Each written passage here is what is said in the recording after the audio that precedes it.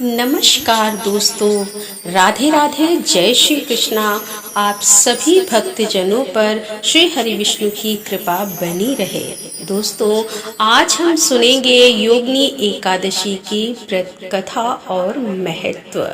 हिंदू धर्म ग्रंथों में हर एकादशी का अपना अलग महत्व बताया गया है। इन्हीं अलग अलग विशेषताओं के कारण इनके नाम भी भिन्न भिन्न रखे गए हैं। प्रत्येक वर्ष में 24 एकादशियां होती हैं। मलमास की एकादशियों को मिलाकर इनकी संख्या 26 हो जाती है। इन्हीं एकादशियों में एक एकादशी आषाढ़ मास के कृष्ण पक्ष की एकादशी, जिसे योगिनी एकादशी कहते हैं। योगिनी एकादशी का उपवास रखने से समस्त पापों का नाश होता है तथा इस लोक में भोग और परलोक की मुक्ति मिलती है। योगिनी एकादशी की व्रत कथा सुनते हैं। महाभारत काल की बात है कि एक बार धर्मराज युधिष्ठिर ने भगवान श्री कृष्ण से कहा, त्रिलोकीनाथ, मैंने ज्येष्ठ माह के शुक्ल पक्ष की निर्जला एकादशी की कथा सुनी। अब आप कृपा करके आषाढ़ माह के कृष्ण पक्ष की एकादशी की कथा सुनाइए। इस एकादशी का नाम तथा महात्म्य क्या है, सो अब मुझे विस्तार पूर्वक से बताइए।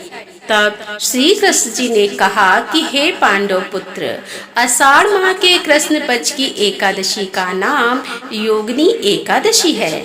इसके व्रत से सभी पाप नष्ट हो जाते हैं। यह व्रत इस लोक में भोग तथा परलोक में मुक्ति देने वाला है। हे धर्मराज, यह एकादशी तीनों लोकों में प्रसिद्ध है। इसके व्रत से सभी पाप नष्ट हो जाते हैं। तुम्हें मैं पुराण में कही हुई कथा सुनाता हूँ, इसे ध्यान पूर्वक से श्रवण करो। कुबेर नाम का एक राजा अलकापुरी नाम की नगरी में राज्य करता था। वह शिव भक्त था। उनका हेममाली नामक एक यक्ष सेवक था जो पूजा के लिए फूल लाया करता था। हेममाली की विशालाक्षी नाम की अति सुंदर स्त्री थी। एक दिन वह मानसरोवर से पुष्प लेकर आया, किंतु कामासक्त होने के कारण पुष्पों को रखकर अपनी स्त्री के साथ रमण करने लगा। इस भोग विलास में दोपहर हो गई।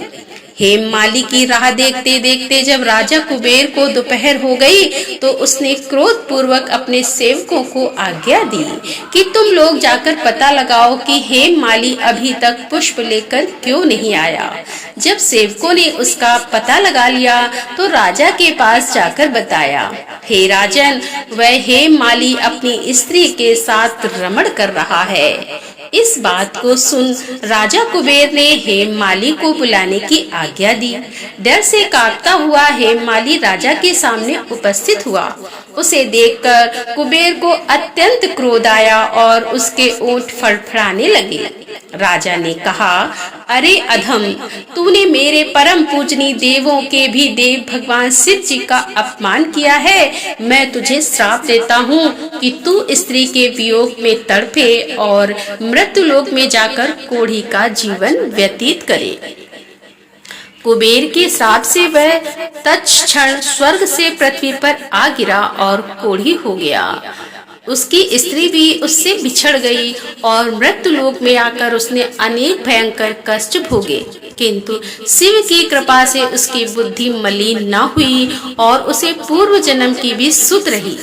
अनेकों कष्टों को भोगता हुआ तथा अपने पूर्व जन्म के कुकर्मों को याद करता हुआ वह हिमालय पर्वत की ओर चल पड़ा।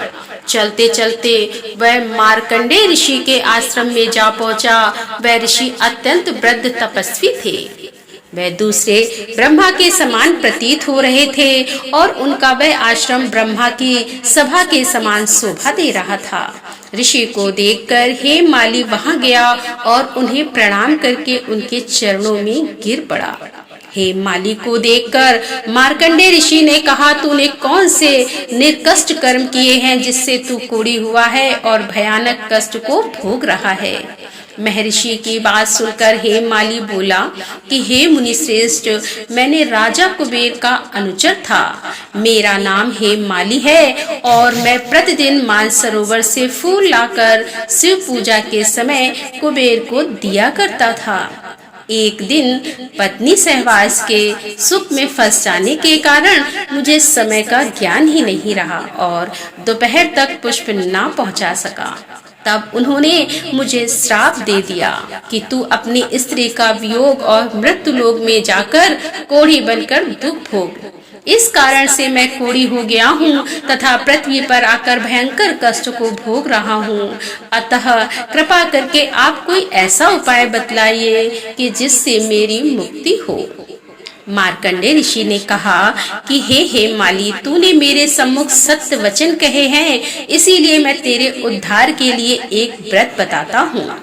यदि तू आषाढ़ माह के कृष्ण पक्ष की योगिनी नामक एकादशी का विधान पूर्वक व्रत करेगा तो तेरे सभी पाप नष्ट हो जाएंगे। महर्षि के वचन सुन हेममाली अति प्रसन्न हुआ और उनके वचनों के अनुसार योगिनी एकादशी का विधान पूर्वक व्रत करने लगा।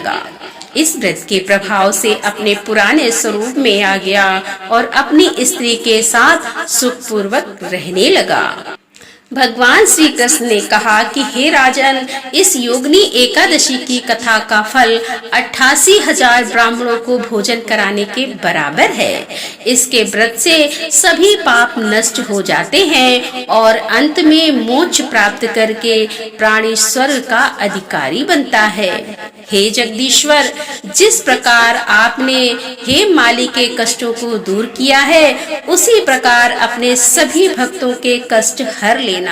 राधे राधे दोस्तों, जय श्री कृष्णा। दोस्तों, कैसी लगी आज की ये कथा? यदि कथा पसंद आई हो तो वीडियो को लाइक करें और हो सके तो कमेंट बॉक्स में जरूर लिखकर बताएं। राधे राधे दोस्तों, जय श्री कृष्णा। हर हर महादेव, जय भोलेनाथ की।